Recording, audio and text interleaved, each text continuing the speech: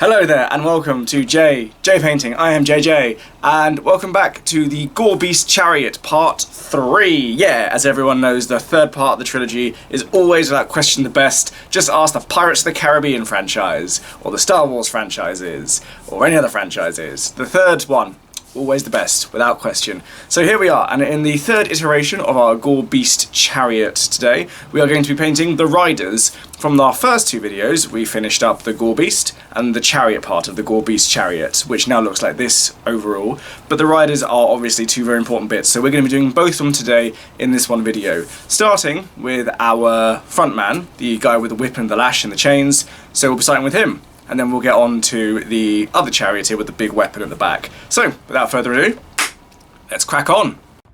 So up next, we're going to be doing our charioteer. This guy right here, in fact. As you can see, he does not have a whip anymore. That broke off probably about 2 or 3 years ago, possibly more, I can't remember. So what we're going to be doing with him is we're going to be giving him some more Nurgle leaning flesh and a few more bits and pieces. We're still sticking away from the green for the time being, and we're going to be carrying on giving him the dirty metal look, possibly a little bit of rust.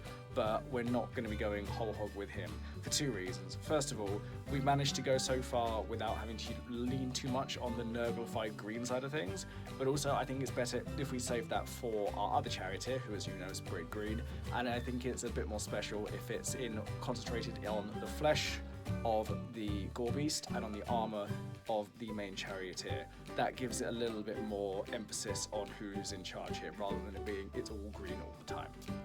So the first things we're going to be doing with our charioteer is we're going to be doing his flesh with Buggerman's Glow, sorry. We're going to be starting with Buggerman's Glow for his flesh, and we're going to be starting with Lead Belcher for the armour he's wearing as well, and we'll be going on from there. His trousers we are going to be leaving black for the time being and probably just highlighting from there, and his boots will also be painted in Dryad Bark when we get to those as well. So, let's get painting, shall we?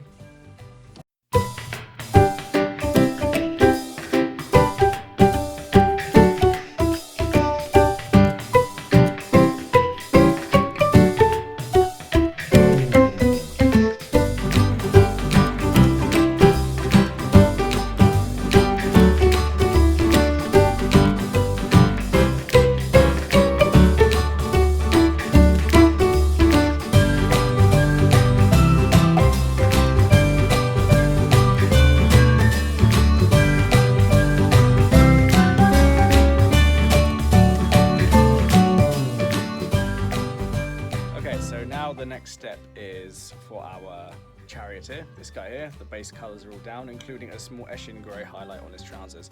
So up next is going to be Acadian flesh tone layer, and then because he is dedicated to Nurgle, but he's still quite early in his journey, we're going to stick with the dirty armour colours. So we're going to be dirtying down his armour with Adrax Earthshade and Non-Oil. But for his flesh, we are going to be giving him a flesh wash of Caribou Crimson and Druki Purple, and then a Kislev flesh wash on top of that, Kislev highlight on top of that, so that the flesh is starting to get a bit inflamed, it's starting to look a little bit worse for wear, but he is himself still largely normal looking, so he's not bloated, he's not over the top, he actually looks quite trim, to be fair to him. So we're going to play on the fact that he is still quite healthy, and we will see how he looks afterwards. So, let's crack on.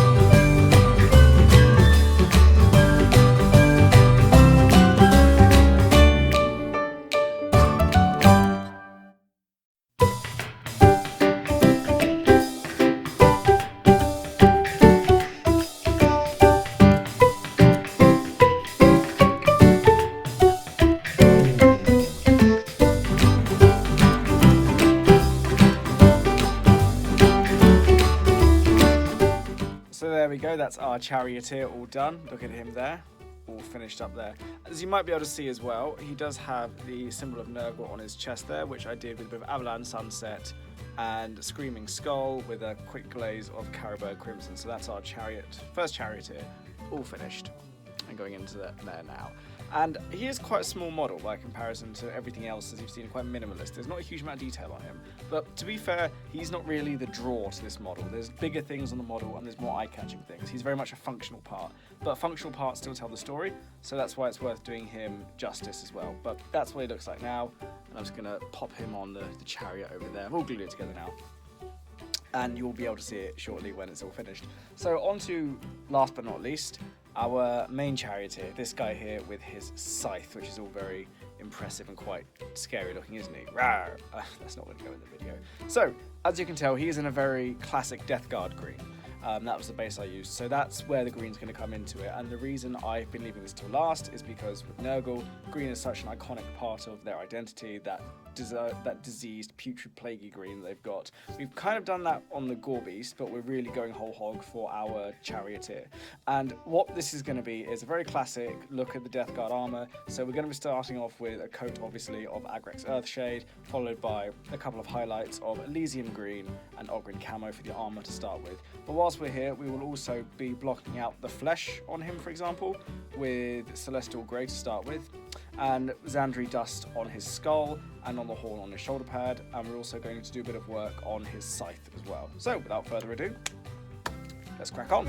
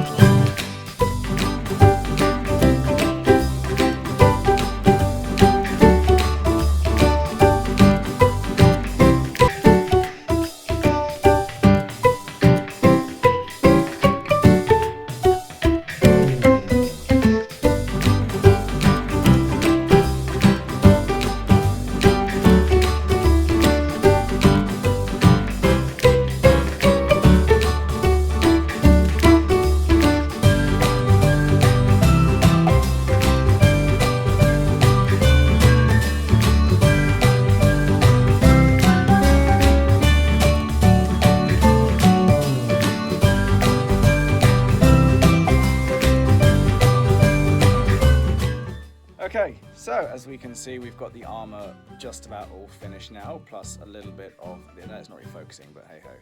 So the armor's all finished up there now, along with a few other things like his face and that horn all blocked out. So the next step is to do the flesh and to do the bone. So we're going to be starting off with Ushabti, there we go, Ushabti bone on the skull and on the horn on his shoulder pads, just to bring out the bone texture in that. We're also going to then do a wash of Seraphim Sepia on both. But before we do that, what I'm going to say is I'm going to continue with the light brass effect on some of the armor, and I'm also going to do a Druchii purple wash, followed by a Caribou crimson wash on the parts of his flesh that are still flesh, and I'm also going to block out that scythe in lead belcher and possibly do the haft in the same color as well. Cool, so without further ado, let's crack on.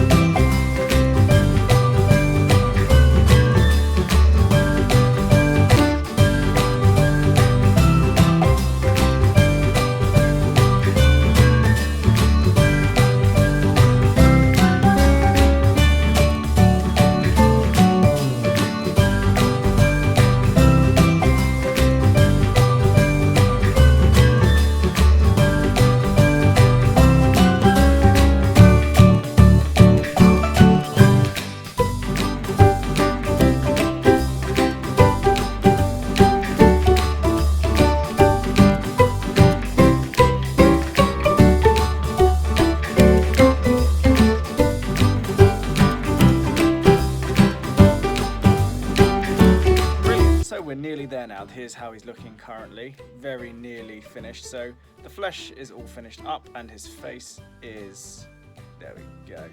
So there we go, the flesh is all finished up and his face is complete. I just need to do a little bit of highlighting on the boils on the top of his head, and obviously I'm going to be doing the bits of fur on his back in just very ordinary colours, and then the little tabard here which I will do black. So I will not need to talk you through much more of all this because everything I'm going to do for him now is going to be stuff we've already done elsewhere. But let's crack on and we'll see when he's finished.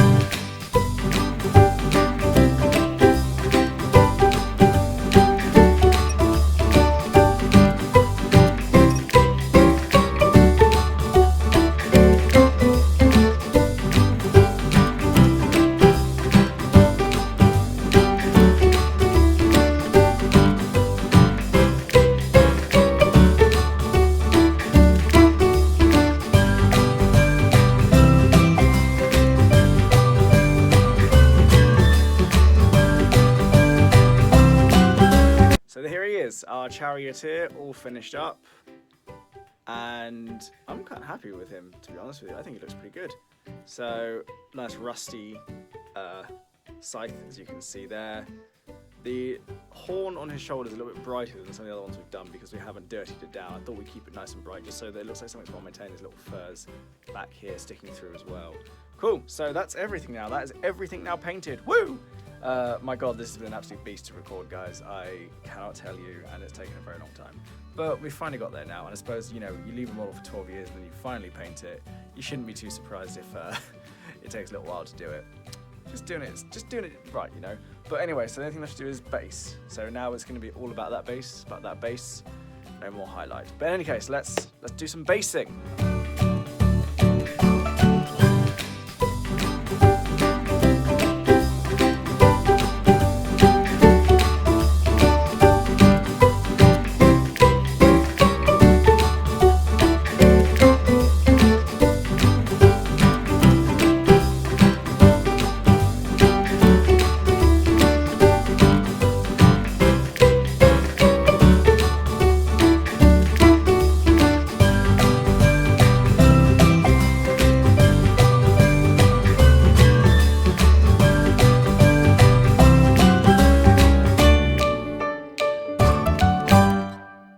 So that is the Gorby's chariot, now finally all finished, and I'm quite happy how they've turned out. But I hope you guys all understand what I mean now when I say bring all the various colours and components and different ways of approaching something like Nurgle together into one model. And the important thing I hope everyone takes away from this is that there's a lot of different ways you can convey things like Nurgle and the decay and the rust and the disease and the petrification across multiple different parts of the same model. So even if you only take certain parts of what I've done with the Gorby's chariot and use it with other things, that can work. Or if you want to bring it all together like I've done the Gorby's chariot, that will also give you a very distinctive look for your models as well. And then things like the flesh on the Gorby's itself, they can very easily be used for things like cloaks and for hides and for leathers, so don't feel like you can't use it in that sort of way as well.